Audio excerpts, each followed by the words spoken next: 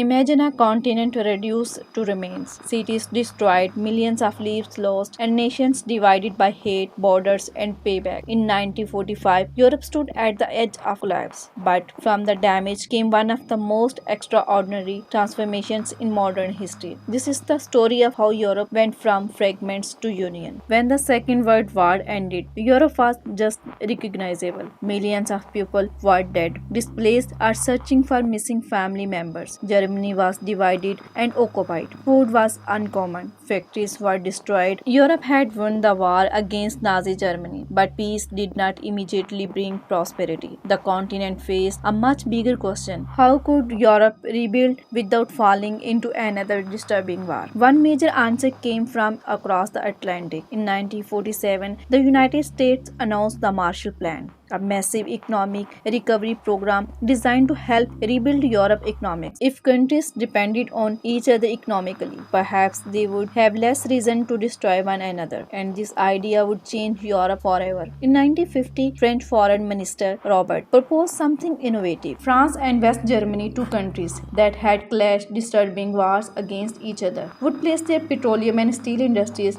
under a common authority. Petroleum and steel were not chosen randomly. They were the foundations of military power. In 1951, 6 countries joined the European Petroleum and Steel Community. It was a small beginning, but the idea was huge. Over the following decades, more countries joined. Borders gradually became easier to cross, and Europe cooperation moved outside economics into politics, law, education, and everyday life. Then came a historic moment. In 1993, the European Union was officially established, and in 1999, the euro started its journey as a common currency, finally becoming physical banknotes and coins in 2002. Europe transformation was not perfect. There were and still are political disagreements, economic crises, conflicts, and debates about the future. But the bigger story remains unremarkable. In less than half a century, Europe moved from the shells of the terminal war in its history toward one of the world's largest political and economic union. But remains came innovation, because sometimes history's greatest transformation begins with the simple question: but if past enemies